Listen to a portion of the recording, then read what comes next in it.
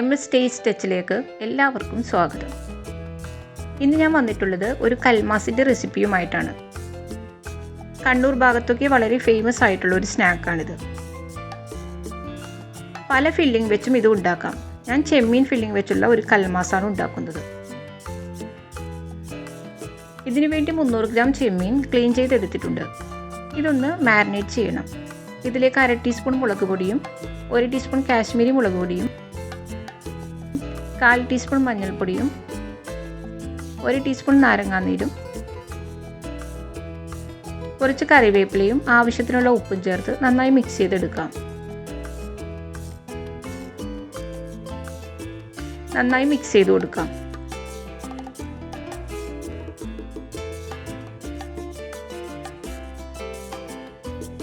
പതിനഞ്ച് മിനിറ്റ് നമുക്കിത് മാറ്റി വെക്കാം.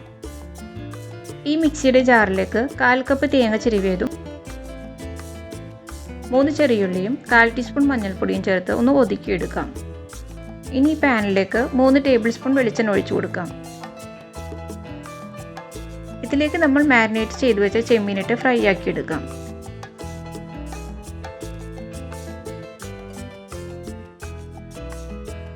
തിരിച്ചു മറിച്ചുമിട്ട് ഇത് ഫ്രൈ ചെയ്യാം. അധികം ഹാർഡായി പോകരുത്.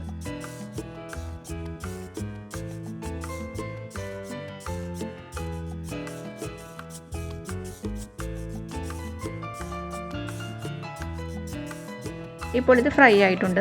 നമുക്കിതൊരു പ്ലേറ്റിലേക്ക് മാറ്റാം.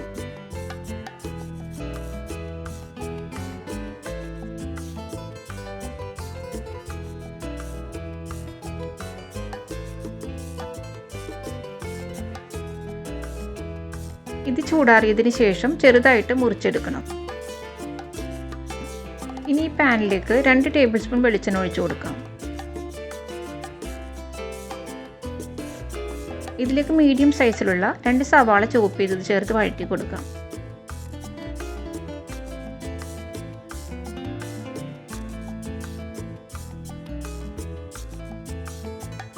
അല്പം ഉപ്പ് ചേർക്കാം.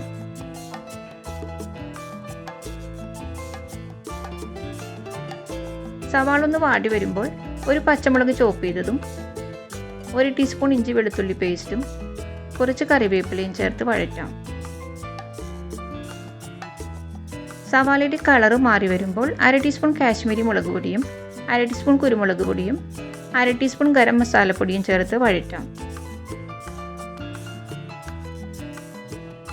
ഇനി ഇതിലേക്ക് ചെമ്മീൻ ചേർക്കാം. ഞാൻ ഇതുപോലെ ചെറിയ കഷ്ണങ്ങളാക്കി എടുത്തിട്ടുണ്ട്.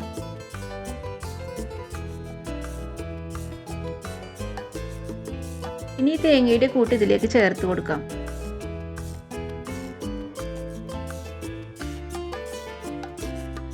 നന്നായിട്ടൊന്ന് മിക്സ് ചെയ്തിട്ട് കുറച്ച് മല്ലിയില കൂടി ചേർക്കാം.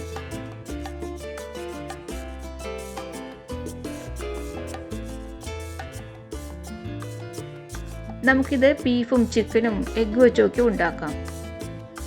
ഇപ്പോൾ നമ്മുടെ കൽമാസിൻ്റെ ഫില്ലിംഗ് റെഡിയായി. ഇനി ബൗളിലേക്ക് 1/2 കപ്പ് അരിപ്പൊടി ഇട്ട് കൊടുക്കാം. ഇടിയപ്പത്തിനും പത്തിരിക്കുമൊക്കെ എടുക്കുന്ന പൊടിയാണ് വേണ്ടത്. കുറച്ച് ഉപ്പ് ചേർത്ത് മിക്സ് ചെയ്യാം. ഇനി മിക്സിയുടെ ജാറിലേക്ക് 1/2 കപ്പ് തേങ്ങ ചിരവിയത് ചേർക്കാം. 3 ചെറിയ ഉള്ളിയും 1/4 ടീസ്പൂൺ നല്ല ജീരകവും 1 ടീസ്പൂൺ പെരിഞ്ജീരകവും ചേർത്ത് ഒന്ന് ഒതുക്കിയെടുക്കാം. ഇത് പൊടിയിലേക്ക് ചേർക്കാം.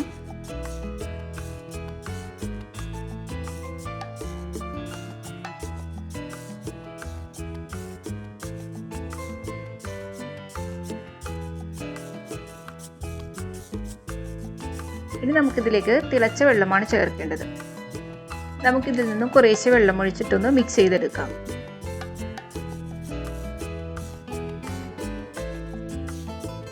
കുറച്ച് വെള്ളം ചേർത്ത് നന്നായിട്ട് മിക്സ് ചെയ്തെടുക്കണം.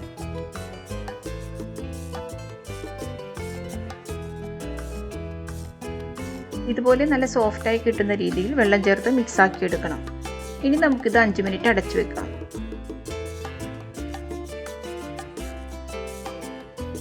ഇത് കുഴച്ചെടുക്കണം. ചൂട് ചെറുതായിട്ടൊന്ന് ആറിയതിന് ശേഷം കുഴച്ചെടുക്കണം. ഇപ്പോൾ ഇത് ആറിയിട്ടുണ്ട്. നല്ല ചൂടോടുകൂടി തന്നെ വേണം ഇത് കുഴക്കാൻ.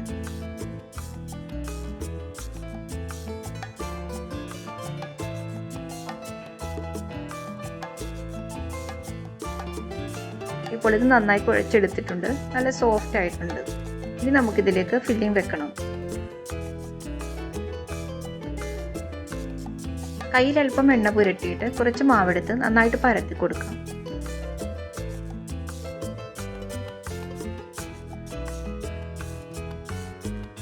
കൈകൊണ്ട് തന്നെ പരത്തിയെടുക്കണം.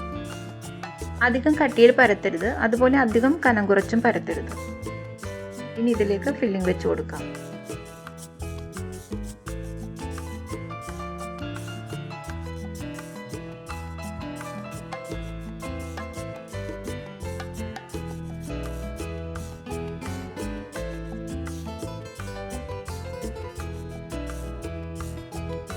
ഇനി ഇതുപോലെ ഒട്ടിച്ചു കൊടുത്തിട്ട് ഷേപ്പ് ചെയ്തെടുക്കണം.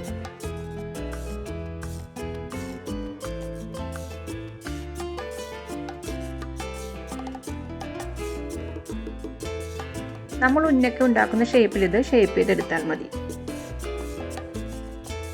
ഇനി അടുത്തതും ഇതുപോലെ പരത്തി ഫില്ലിംഗ് വെച്ച് ഷേപ്പ് ചെയ്യാം.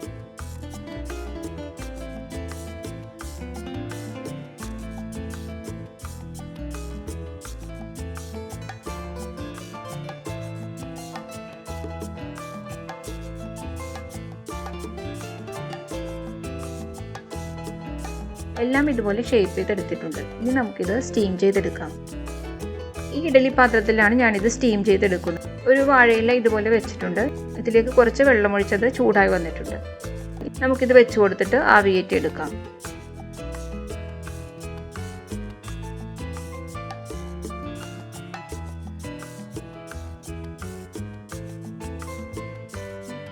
അപ്പോൾ 15 മിനിറ്റൊക്കെ മതിയാകും ഇത് വെന്ത് കിട്ടാൻ. ഇപ്പോൾ ഇതെല്ലാം വെന്തിട്ടുണ്ട്.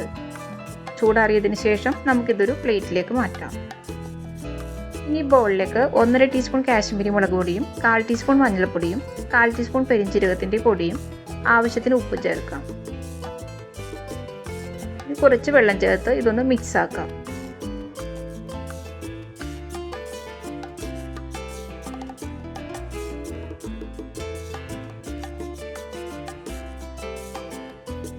ഇതിലേക്ക് നമ്മൾ വേവിച്ചു വെച്ചിരിക്കുന്ന കൽമാസ് ചേർക്കാം.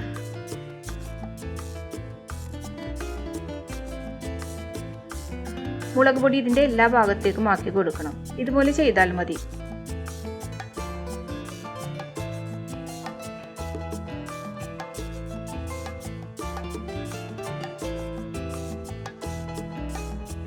ഇതിനി ചെറുതായിട്ട് ഫ്രൈ ചെയ്യാം. ഈ പാനിൽ കുറച്ച് വെളിച്ചെണ്ണ ഒഴിച്ചു കൊടുക്കാം. ഇനി ഇത് വെച്ച് കൊടുത്തിട്ട് എല്ലാ ഭാഗവും തിരിച്ചും മറിച്ചും വിട്ട് ഫ്രൈ ആക്കാം.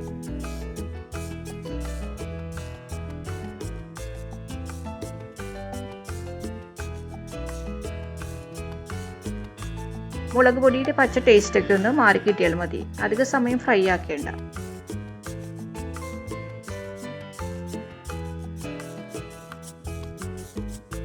ഇതെല്ലാം റെഡി ആയിട്ടുണ്ട്. നമുക്കിതൊരു പ്ലേറ്റിലേക്ക് മാറ്റാം.